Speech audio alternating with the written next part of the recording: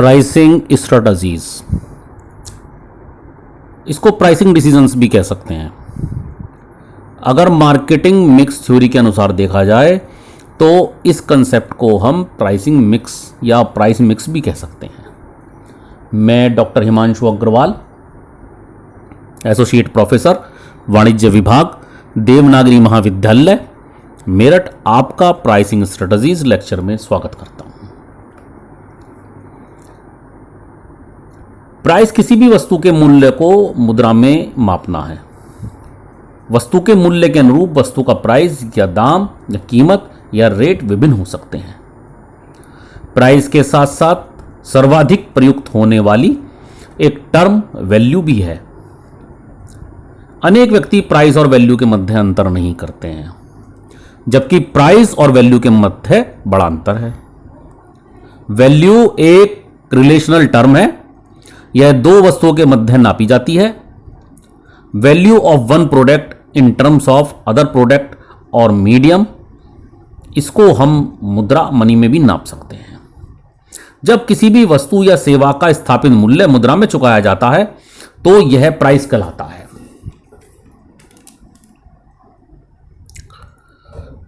अब बात आती है प्राइसिंग की। प्राइसिंग वस्तु का मूल्य मुद्रा में मापना है। किसी भी वस्तु या सेवा के कुल मूल्य को मुद्रा में व्यक्त करके वस्तु के लेवल पर अंकित करना है। मुद्रा किसी भी वस्तु या सेवा के मूल्य का उचित मापन है। किसी भी वस्तु या सेवा के इस प्रकार मुद्रा मूल्य का निर्धारण करते समय एक विपणनकर्ता को कई बातें ध्यान रखनी होती हैं। सर्वप्रथम, वस्तु के निर्माण की लागत क्या है, और अगर वस्तु का निर्माण नहीं किया जा रहा तो उसको प्राप्त करने की लागत क्या है। इंपोर्टर्स हैं, ट्रेडर्स हैं, वो वस्तु का निर्माण नहीं करते हैं लेकिन वस्तु को प्राप्त करते हैं, उसमें वैल्यू एडिशन भी कर सकते हैं, तो उसकी कुल लागत क्या आती है। वस्तु की बाजार स्थिति क्या है, मांग और पूर्ति की क्या स्थिति है बाजार में। बाजार में उस प्रकार की वस्तुओं की क्या स्थिति है, कितनी बाजार में और सब्स्टिट्यूट्स या कंपटीटर्स उपलब्ध हैं। तीसरा, वस्तु पर कमाया जाने वाला आवश्यक लाभ कितना है। इन तीनों बातों को मिलाकर, तीनों पॉइंट्स को मिलाकर ही वस्तु का मूल्य निर्धारित होता है मुद्रा में। किसी भी कंपनी में मूल्य निर्धारण, प्राइसिंग कौन करेगा और किस मेथड, किस क्राइटेरिया को लेकर की जाएगी। देखिए, ये तीन पॉइंट जो निर्माण की लागत और बाजार स्थिति और आवश्यक लाभ वाली बात है, ये तो सेम रहेंगी, लेकिन वो किस प्रकार की जाएगी यह कई बार कंपनियों का अंतर्गत विषय हो जाता है। विलियम जे स्टैंटन कहते हैं कि प्राइस किसी भी प्रोडक्ट की आवश्यक उपयोगिता के बदले में दी जाने वाली धनराशि या अन्य कोई वस्तु है, जबकि कोरे कहते हैं कि एक निश्चित समय पर उपभोक्ताओं के लिए वस्तु के मूल्य को संख्यात्मक रूप से बदलने की कला ही प्राइसिंग है।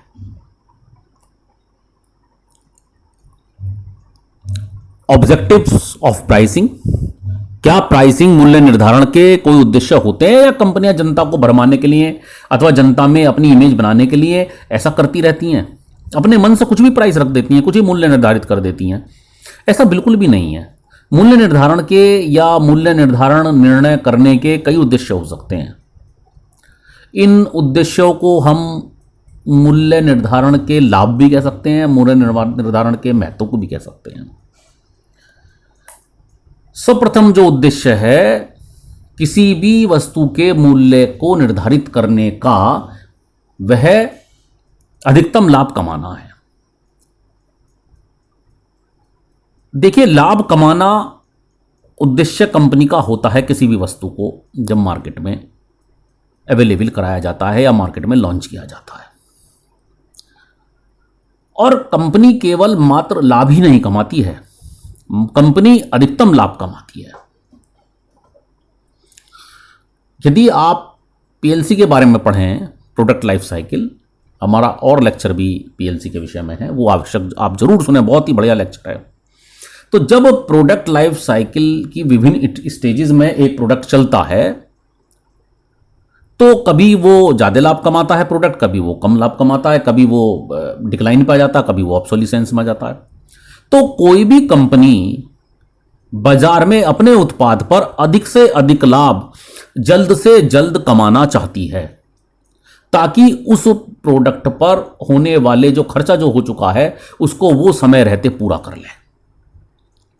क्योंकि कंपनी जानती है कि जल्दी उसका उत्पाद पुराना पड़ जाएगा और दूसरे प्रतिस्पर्धी मार्केट के अंदर आ जाएंगे, और एक बार उत्पाद पुराना पड़ा और दूसरे कंपटीटर्स मार्केट के अंदर आए तो कंपनी का जो लाभ है वो अधिक क्या कम क्या, उसको कंपनी लाभ ही नहीं कमा पाएगी और नुकसान में चली जाएगी। तो अतः अधिक लाभ कमाना कई बार कंपनी का उद्देश्य हो जाता है, और यह मूल्य निर्धारण के द्वारा ही संपन्न होता है। बाजार का अधिग्रहण टू कैप्चर द मार्केट। कोई भी कंपनी, इसका सपना होता है कंपनी का कि वो अपनी मूल्य निर्धारण नीति इस प्रकार की रखे कि वो मार्केट को कैप्चर कर ले। ऐसा काम जो बड़ी कंपनियां होती हैं और बाजार में जिनका बहुत बड़ा रुतबा होता है, वो अक्सर ऐसा काम करती हैं, और वो इतना अपने उत्पाद का मूल्य इतना कम रखती हैं कि कोई भी कंपटीटर, कोई भी सब्स्टिट्यूट बनाने वाला उस लेवल पर ही ना पहुंच पाए और उनकी कमर टूट जाए और उनके उत्पाद बाजार से बाहर चले जाएं। और कई बार कंपनी अपने उत्पाद को कम लागत पर बेचने के उद्देश्य से और मार्केट पे कैप्चर करने के उद्देश्य से उत्पाद को लागत से भी कम पर बेच देती है, लागत से भी कम पर मूल्य का निर्धारण कर देती है। तो मूल्य निर्धारण इसलिए भी आवश्यक हो जाता है। देखिए, तीसरा पॉइंट है to fight in competitive situations. प्रतिस्पर्धा से लड़ने के लिए भी अपनी मूल्य निर्धारण नीति कंपनी बनाती है। प्रतिस्पर्धा हर कंपनी को झेलनी पड़ती है। हर कंपनी प्रतिस्पर्धक कंपनी है और हर कंपनी ओरिजिनल प्रोडक्ट कंपनी है। ऐसी अवस्था में कंपनी अपने मूल्य को जो कॉम्पिटिटिव कंपनीज होती हैं या कॉम्पिटिटिव प्रोडक्ट्स होते हैं उनसे थोड़ा कम करके निर्धारित कर लेती है। कंपनी को सुविधा रहती है, एक डिक्टेटेड कंपनी का होता है कि कंपनी की जो प्राइस है, मूल्य है, वो इतना रहेगा। देखिए, फोर्थ पॉइंट है टू मेंटेन प्राइस स्टेबिलिटी। ये बहुत ही महत्वपूर्ण बात है। जब मार्केट के अंदर सप्लाई और डिमांड की फोर्सेस में डिफरेंस होता है, उनके बीच में एक इक्विलिब्रियम मेंटेन नहीं होता है, तो मार्केट में प्राइस इनस्टेबिलिटी बढ़ सकती है। और कंपनी अपने प्राइस के स्थिरीकरण को इसलिए चाहती है क्योंकि बाजार में उसकी इमेज को कोई चोट ना पहुंचे, जो बाजार के अंदर उपभोक्ता है उनका विश्वास डगमगाए ना, इसलिए वो प्राइस को स्टेबल करना चाहती है। तो कंपनी प्राइस को स्टेबल केवल एक ही बाजार में नहीं करना चाहती, कंपनी अपने एक जैसे प्रोडक्ट के प्राइस को सारे बाजारों में एक जैसा रखना चाहती है। इसलिए वो प्राइस को इस तरीके से तय करती है जिससे कि भी प्राइस उसका एक जैसा रहे और कस्टमर के मस्तिष्क में वो उसका एक इमेज हमेशा बनी रहे और इसका एक विश्वास बना रहे कि ये चाहे मार्केट कैसा भी हो, कितना वोलेटाइल मार्केट हो, और इसके प्राइस निश्चित रहते हैं। To achieve a target return.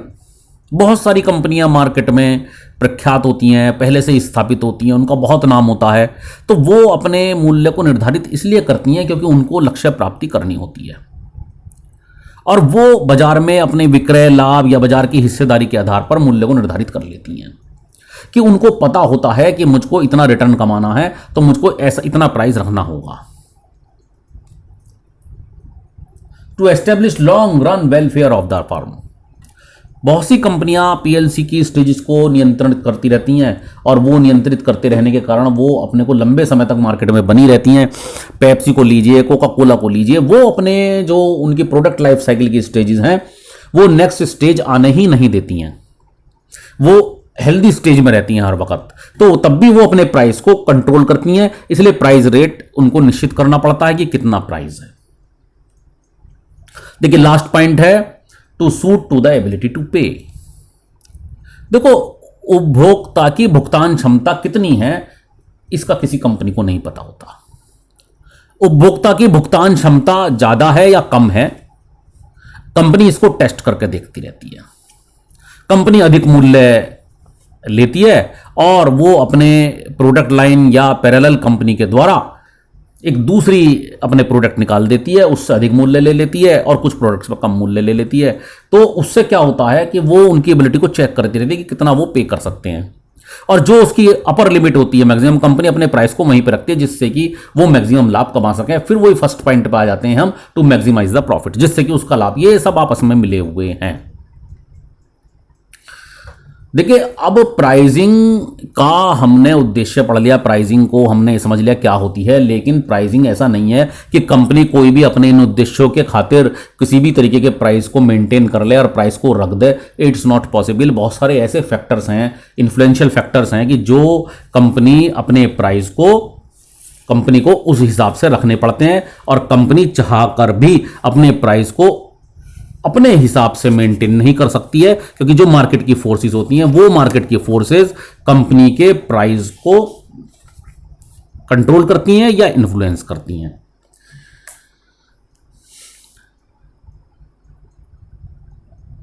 देखिए, ये पॉइंट्स हैं, जो फैक्टर्स हैं जो इन्फ्लुएंस करते प्राइसिंग को। पहला पॉइंट है price elasticity and demand elasticity.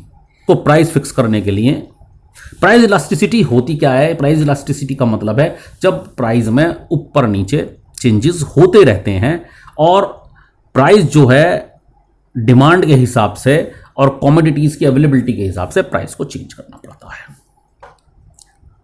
और अगर किसी भी कंपनी का जो है प्रोडक्ट की डिमांड इनइलास्टिक है, तो उसको हाई प्राइस फिक्स करने पड़ेंगे, और अगर डिमांड बहुत ज़्यादा इलास्टिक है तो कंपनी को लोअर प्राइस फिक्स करने पड़ेंगे जो कि उसके कंपटीटर्स से कम हो। तो अगर डिमांड हाईली इलास्टिक है तो प्राइस भी इलास्टिक हो जाएंगे। सेकंड पॉइंट देखिए, सेकंड पॉइंट है प्रोडक्ट डिफरेंशिएशन। प्रोडक्ट डिफरेंशिएशन का मतलब है कि कुछ करैक्टरिस्टिक्स या कुछ एट्रीब्यूट्स प्रोडक्ट के अंदर ऐसे होने चाहिए जो प्रोडक्ट को दूसरे प्रोडक्ट के मुकाबले में एक डिफरेंट प्रोडक्ट के रूप में दिखाए। क्वालिटी हो, साइज हो, कलर हो, ऑल्टरनेटिव यूजेस हो, या उसके साथ में जो एक्सेसरीज हैं वो हों। ये बहुत सारी ऐसी चीज़ें हैं जो प्रोडक्ट को डिफरेंशिएशन क्रिएट करती हैं, जिससे मार्केट के अंदर प्रोडक्ट की एक अलग यूनिकनेस बनती है। और उसको, तो इस तरीके से अगर उसके अंदर कुछ अलग डिफरेंशिएशन है, प्रोडक्ट के अंदर कुछ अलग कंपोनेंट्स हैं, या उसके कंटेंट्स अलग हैं, या उसके साथ दी जाने वाली चीज़ें अलग हैं, तो प्राइस की अलग तरीके से फिक्स होगा। आप सोच के देखिए कि जो मार्केट के अंदर नहाने की साबुनें आती हैं, उन नहाने की साबुनों में कोई 100 ग्राम की है, कोई 150 ग्राम की है, तो निश्चित है कि दोनों का रेट एक जैसा नहीं हो सकता। थर्ड पॉइंट है C point, market position. Market में क्या पोजीशन है, और मार्केट में जो उस जैसे दूसरे प्रोड्यूटर्स के प्रोडक्ट्स हैं उनकी क्या प्राइसेस हैं। मार्केट में हमारी कंपनी की कितनी गुडविल है। अगर हमारी कंपनी की गुडविल बहुत हाई फाई है तो हम हाई प्राइस रख सकते हैं, और अगर हम एक नए प्रोड्यूसर हैं तो हमें लोअर प्राइस रखना चाहिए। और कंपटीशन अगर मार्केट में बहुत ज़्यादा है, जिसको हम गला काट कंपटीशन कहते हैं, थ्रोट कट कंपटीशन, तब भी हमें मार्केट में अगर इस तरीके की स्थिति है तो भी हमें प्राइस कम रखने पड़ते हैं। ऑब्जेक्टिव्स ऑफ द बिजनेस, आपका बिजनेस का ऑब्जेक्टिव क्या है? क्या आप एक रीजनेबल रेट ऑफ रिटर्न चाहते हैं? आप मार्केट को कैप्चर करना चाहते हैं? आप मार्केट में अपनी सेल्स और प्रॉफिट के बीच में कंट्रोल करना चाहते हैं? आपकी प्राइसिंग पॉलिसी किस तरीके की है? आप कितने लंबे समय तक मार्केट में रहना चाहते हैं? क्या हो सकता है कि आप थोड़े दिन के लिए प्रॉफिट कमाना चाहते हैं और फिर निकल जाना चाहते हो, दूसरा और कोई काम करना चाहते हो? या कोई प्रोडक्ट आपने कोई बल्क में उठा लिया हो, जैसा कि आजकल चाइना से कंटेनर मंगा लिया और आपको बेचना हो, तो उसको आप फटाफट हाई रेट में बेच के अपना प्रॉफिट एक्सेस करके और आप वहां से जा सकते हैं। तो ये ऑब्जेक्टिव भी प्राइस के फिक्सेशन में एक इंपॉर्टेंट रोल निभाता है। अगला पॉइंट है प्रोडक्ट स्टेज इन प्रोडक्ट लाइफ साइकिल। ये भी एक अनदर इंपॉर्टेंट है। इसके लिए फिर आपको वही प्रोडक्ट लाइफ साइकिल वाला वीडियो जरूर देखना चाहिए कि हमारे प्रोडक्ट की प्रोडक्ट लाइफ साइकिल के में कहां पर स्टेज है। हम इस समय इंट्रोडक्शन पे हैं, ग्रोथ पे हैं, या मैच्योरिटी पे हैं, या डिक्लाइन पे हैं। हम किस जगह हैं, उस जगह के हिसाब से हमें अपने रेट निश्चित करने पड़ते हैं। अगर हमारा प्रोडक्ट डिक्लाइन पे है तो we can not fix a higher rate. तो ये भी हमें एक इंपॉर्टेंट पॉइंट हो जाता है। कंपटीटर्स प्राइजेस, कंपटीटर्स के प्राइसेस क्या हैं, उसी हिसाब से हमें भी प्राइस, भले ही हमारी लागत कुछ भी हो, भले ही हमारा प्रॉफिट कितना भी हो, हम ऐसा नहीं है कि हम उसको जो है कंपटीटर से अपना प्राइस ज़्यादा रख लेंगे या उसके इक्वलेंट। हमें हमेशा अपने कंपटीटर से प्राइस डाउन करके रखना चाहिए, जिससे कि हमारी सेल बकअप हो सके। नेक्स्ट पॉइंट है सोशल एंड एथिकल कंसिडरेशंस। देखिए, सोशल एंड एथिकल कंसिडरेशंस में कई बार कई पॉइंट्स आ जाते हैं कि कंपनी की कितनी, एक तो कॉर्पोरेट सोशल रेस्पॉन्सिबिलिटी कितना मान रही है कंपनी, और उसके एथिकल इश्यूज क्या हैं, क्या कुछ एथिक्स में वो फॉलो करती है, नहीं करती है। फेयर प्राइसेस, क्या कंपनी फेयर प्राइसेस की पॉलिसी रखना चाहती है, वो फिक्स्ड प्राइसेस की पॉलिसी रखना चाहती है। कंपनी लेबर को किस तरीके का पेमेंट करना चाहती है, क्या वो लेबर को एक्सप्लॉइट करना चाहती है। अगर वो लेबर को एक्सप्लॉइट नहीं करना चाहती, लेबर को पूरा फायदा देना चाहती है और उनका बेनिफिट करना चाहती है, जितना काम उनसे उतना पेमेंट करना चाहती है, उनके लिए मकान या उनके फैसिलिटीज़ करना चाहती है, तो निश्चित तौर पर उसको ज़्यादा पैसा खर्च करना पड़ेगा। ऐसे में उसकी कॉस्ट बढ़ जाएगी। और तीसरा ये है कि कंपनी क्या सोचती है कस्टमर्स के बारे में, कि कस्टमर्स को सही रेट में सही चीज़ मिलनी चाहिए। ये एथिकल कंसिडरेशन और एथिकल इश्यूज आ जाते हैं। नेक्स्ट पॉइंट है डिस्ट्रीब्यूशन चैनल पॉलिसीज़। देखिए, अगेन ये वो डिस्ट्रीब्यूशन जो मार्केटिंग मिक्स है उसमें एक पॉइंट है डिस्ट्रीब्यूशन, आपके डिस्ट्रीब्यूशन की चैनल की क्या पॉलिसी है, ये अगेन एक इंपॉर्टेंट पॉइंट है। और आप डिस्ट्रीब्यूशन नेटवर्क किस तरीके का रखते हैं। तो अगर डिस्ट्रीब्यूशन नेटवर्क आपका ब्रॉड है तो आपकी प्राइसिंग हाई रहेगी, और डिस्ट्रीब्यूशन नेटवर्क आपका अगर ब्रॉड नहीं है तो आपकी प्राइसिंग लो रहेगी। हालांकि आज की डेट में देखें तो ऑनलाइन एक ऐसा माध्यम है जब company direct producer to consumer material को भेज देती है और बेच रही है। केवल जो डिस्ट्रीब्यूशन में उसको जो डिलीवरी चार्जेस हैं वो पे करने पड़ते हैं, और वो बहुत थोड़े से होते हैं। ना मीडिएटर कोई बीच में है, ना इंटरमीडियरीज हैं, उनके कोई प्रॉफिट्स या उनके कोई कटी नहीं है, तो उसकी कॉस्ट कम रहती है, तो प्राइजेस को कम पे रखा जा सकता है। इकोनॉमिक एनवायरनमेंट, कंट्री के अंदर ओवरऑल इकोनॉमिक एनवायरनमेंट कैसा है, कितना टर्नओवर है, कितनी मार्केट में सेल है, कैसा रिसेशन चल रहा है या स्टैगफ्लेशन चल रहा है, क्या क्या चल रहा है, या इन्फ्लेशन चल रहा है, किस तरीके का माहौल है, और मार्केट क्या बूम पे है या डाउन पे है, किस तरीके का मार्केट चल रहा है। तो उस हिसाब से, या हम अगर इंडिया के कॉन्टेक्स्ट में देखें तो जैसे हमारे यहाँ फेस्टिवल्स आते हैं, तो फेस्टिवल के टाइम लोगों के पास पैसा नहीं है तब भी वो खर्च करते हैं, तो क्या पोजीशन चल रही है ये भी देखना पड़ता है। नेक्स्ट है buying pattern of the consumers. देखिए, इसको हम बाइंग बिहेवियर कहें तो ज़्यादा अच्छा रहेगा। Buying patterns of the consumers, consumers का बाइंग पैटर्न किस तरीके का है, क्या कंज्यूमर लोअर रेट पर खरीदना चाहते हैं या हायर रेट पर भी खरीद लेते हैं, कंज्यूमर्स की जो फ्रीक्वेंसी है मार्केट में जाने की वो कितनी है, मार्केट के अंदर डिमांड कितनी है, कंज्यूमर्स शोरूम से खरीदना पसंद करते हैं या ऑनलाइन खरीदना पसंद करते हैं, कंज्यूमर ड्यूरेबल आइटम जब खरीदते हैं तो वो महंगा लेते हैं या सस्ता ये कंज्यूमर्स का बिहेवियर है। अधिकतर कंज्यूमर्स ड्यूरेबल आइटम को बढ़िया लेना चाहते हैं तो महंगा भी बिक जाता है, और एफएमसीजी प्रोडक्ट जो बार बार जिनकी फ्रीक्वेंसी आती है उनको वो सस्ता ही लेना चाहते हैं, क्योंकि वो रिकरिंग एक्सपेंसेस हैं। लास्ट गवर्नमेंट पॉलिसी है। देखिए, गवर्नमेंट की भी पॉलिसीज होती हैं, गवर्नमेंट ने भी फिक्स किया हुआ है एक रेट कंट्रोल, पहले हुआ करता था एक्ट, और अब भी गवर्नमेंट रेट को कंट्रोल करती है, बहुत सारे प्राइसेस को कंट्रोल करती है, रॉ मटेरियल को कंट्रोल करती है। तो गवर्नमेंट की भी पॉलिसी है जिससे हमारा प्राइसिंग डिसीजंस हो जाते हैं। काइंड्स ऑफ प्राइसिंग है, ये 4 तरीके के होते हैं। देखिए, economic pricing, penetration pricing, skimming pricing और प्रीमियम प्राइसिंग। देखिए, सबसे पहला पॉइंट आता है इकोनॉमी प्राइसिंग। इकोनॉमी प्राइसिंग, जब एक कंपनी मार्केट के अंदर एंटर करती है तो वो अपने प्राइसेस को कम रखना चाहती है।